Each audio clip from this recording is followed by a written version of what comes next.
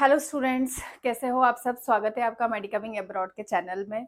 आज हम लोग बात करेंगे एमबीबीएस इन वियतनाम के बारे में। इसके पहले हम लोग देख चुके हैं कुछ कंट्रीज, नेपाल के बारे में आप लोगों ने देखा था, लेकिन बहुत सारे स्टूडेंट्स को कॉस्टली लग रहा है या उनके बजट फ्रेंडली नहीं लग रहा है नेपाल। तो इसके अलावा अगर हम कुछ ऑप्शंस देखें, आपका रशिया भी आता है। रशिया में भी लैंग्वेज इशू या फिर लैंग्वेज बैरियर या क्लाइमेटिक कंडीशन की वजह से स्टूडेंट्स थोड़ा कम प्रेफर करते हैं रशिया में। तो और कौन सा ऑप्शन हो सकता है, तो आज हम लोग देखेंगे कि अगर हम वियतनाम में प्लान करना चाहे, क्या वियतनाम हमारे लिए एक अच्छी डेस्टिनेशन हो सकती है एमबीबीएस के लिए। तो कंप्लीट बात करेंगे, कंप्लीट डिटेल में हम लोग बात करेंगे। एक एक हम लोग फैक्टर पे बात करेंगे इस वीडियो में कि वियतनाम में आपकी क्या फीस होने वाली है, कौन कौन से कॉलेजेस होने वाले होते हैं, क्लाइमेट कैसा रहता है, क्या प्रॉब्लम हमको फेस करने को मिलती है। तो चलिए पहले थोड़ा सा वियतनाम के बारे में हम लोग देख लेते हैं। तो साउथ ईस्ट एशियन कंट्री है, ठीक है। रिच कल्चर है, स्टनिंग है, लैंडस्केप है, ठीक है।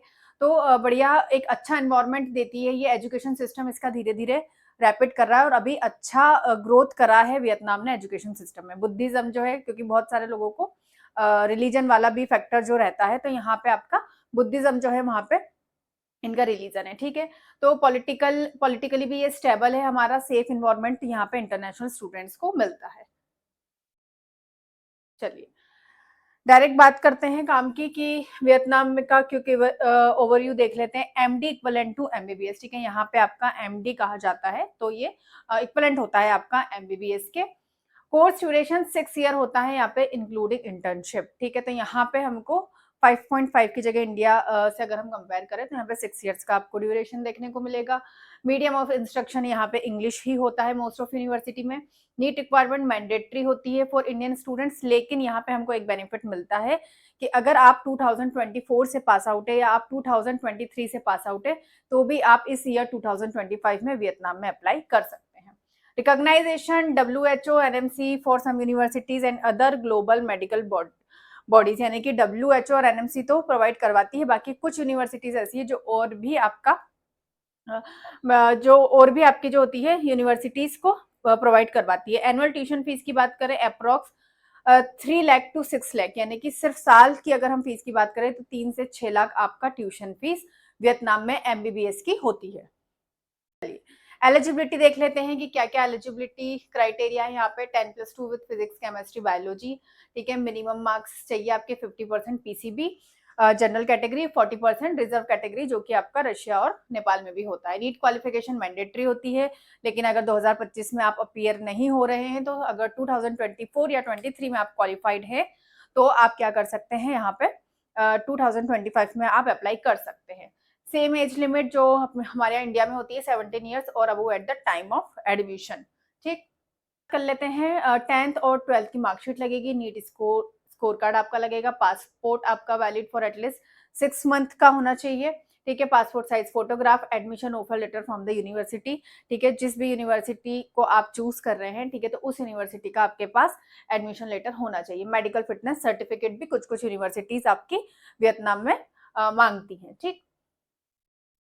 चलिए document requirement for admission, visa document की अगर हम बात करें, क्योंकि यहाँ पे भी आपको वीजा की रिक्वायरमेंट होती है, तो वैलिड पासपोर्ट, एडमिशन लेटर होना चाहिए आपके पास। वीजा एप्लीकेशन फॉर्म आपको फिल करना होगा जब आप वीजा के लिए अप्लाई करेंगे, तो उसके पहले आपके पास एडमिशन लेटर, मतलब यानी कि आपने वियतनाम की यूनिवर्सिटी में अप्लाई कर देना है आपको पहले ही। उसके बाद आपके पास जब ऑफर लेटर आएगा तभी आप वियतनाम के मतलब वीजा के लिए आप अप्लाई कर पाएंगे, ठीक है। Passport size photograph, financial proof होना चाहिए, बैंक स्टेटमेंट और स्पॉन्सरशिप, ठीक। पुलिस क्लियरेंस सर्टिफिकेट भी यहाँ पे यूनिवर्सिटीज मांगती है, और मेडिकल आपका वीजा में लगता है आपका पुलिस क्लियरेंस सर्टिफिकेट और मेडिकल सर्टिफिकेट भी आपके पास होना चाहिए, ठीक है। तो यहाँ पे भी वीजा की रिक्वायरमेंट लगेगी आपको, ठीक है। तो ये सारे डॉक्यूमेंट्स आप तैयार रखें। हम बात करेंगे why study MBBS in Vietnam, ठीक है।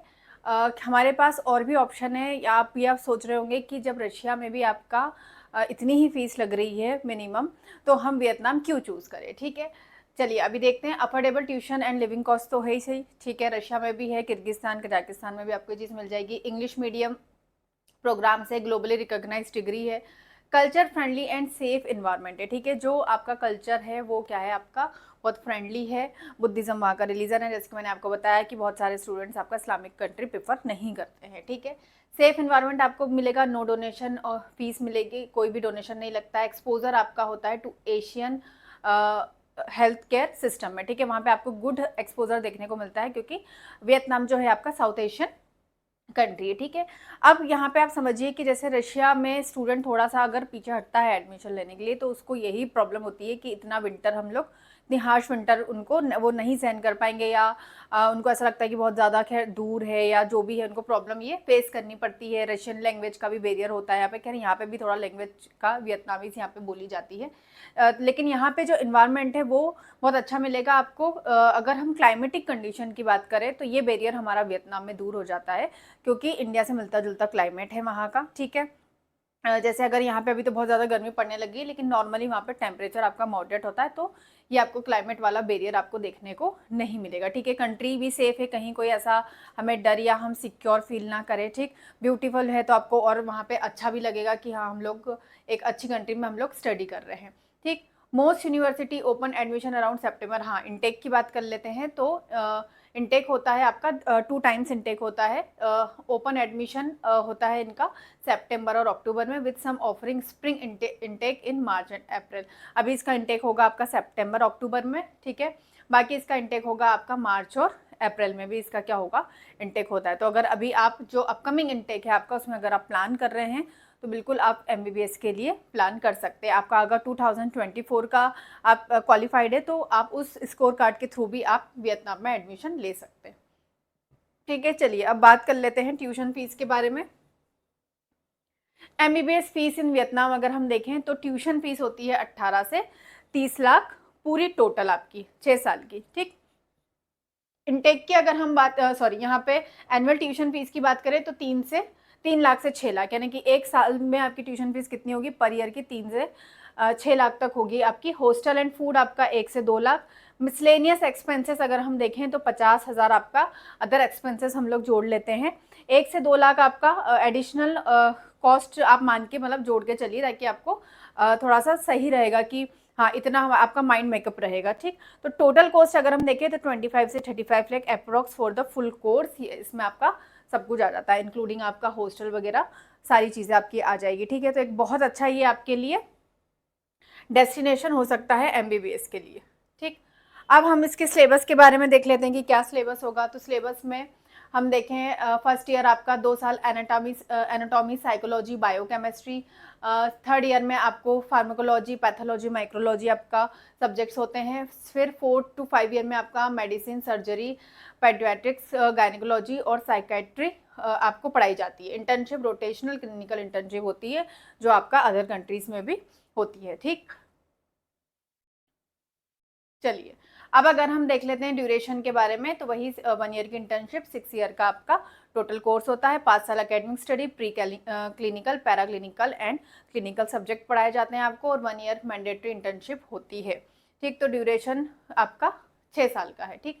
अब प्रोसेस कैसे करनी है आपको, इनटेक मैंने आपको बता दिए हैं कि अगर आप सितंबर अक्टूबर इनटेक में अगर आप जाना चाहते हैं तो पहले हम देखेंगे कि चूज़ अ यूनिवर्सिटी। आप यूनिवर्सिटी बिल्कुल अच्छे से प्रॉपर गाइडेंस में लेके चूज़ कीजिए। उस यूनिवर्सिटी के बारे में आप खुद से भी रिसर्च कीजिए, खुद से भी जानिए।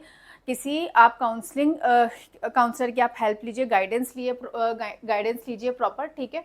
तो NMC और WHO जो रिकॉग्नाइज्ड यूनिवर्सिटी वो आप चूज़ कीजिए, सबमिट कीजिए डॉक्यूमेंट।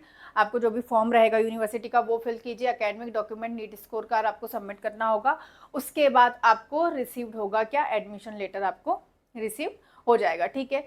फीस पे करनी होगी आपको, आपकी सीट कंफर्म करने के लिए यूनिवर्सिटीज़ क्या मांगती हैं, आपको इनिशियल आपको फीस पे करनी होती है, ठीक है, ताकि आपकी सीट कंफर्म हो गई कि आप एडमिशन लोगे ही सही। अप्लाई फॉर वीज़ा, देन फिर आपके पास जब वो आता है यूनिवर्सिटी का, आपके पास लेटर आता है, एडमिशन लेटर आता है, तब आप अप्लाई करते हैं वीज़ा के लिए। देन फिर कंफर्मेशन के बाद जब आपका सेशन स्टार्ट होता है तब आपको जाना होता है, ठीक है। तो मैंने आपको बताया कि अगर आप किसी इस्लामिक कंट्री में नहीं जाना चाहते हैं, जैसे आपका उज़्बेक वगैरह है, रशिया में अगर आपको नहीं आप देखना चाह रहे, नहीं पसंद करते हैं, तो वियतनाम आपके लिए एक बहुत अच्छा डेस्टिनेशन होगा। यहाँ पे भी आपको लेस क्राउडेड मिलेगा।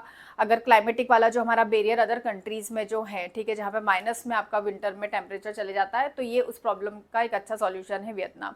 रिकॉग्नाइज्ड है डिग्री, पूरा आपका इंग्लिश में ही पढ़ाया जाता है, कहीं कोई आपको यहाँ पे प्रॉब्लम फेस करने को नहीं मिलती है। तो एक हमारे पास एक अच्छा ऑप्शन है वियतनाम। अगर आप प्लान कर रहे हैं तो बिल्कुल प्लान कीजिए। अगर आप हम लोगों से हेल्प चाहते हैं या फिर भी आपको कोई क्वेरी आती है तो दिए गए नंबर पे आप व्हाट्सएप कीजिए, कॉल कीजिए। मेडिका विंग अब्रॉड की टीम आपके साथ हमेशा हेल्प करने के लिए है।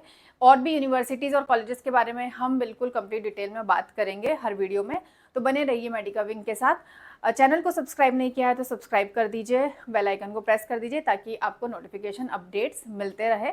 Thank you for watching.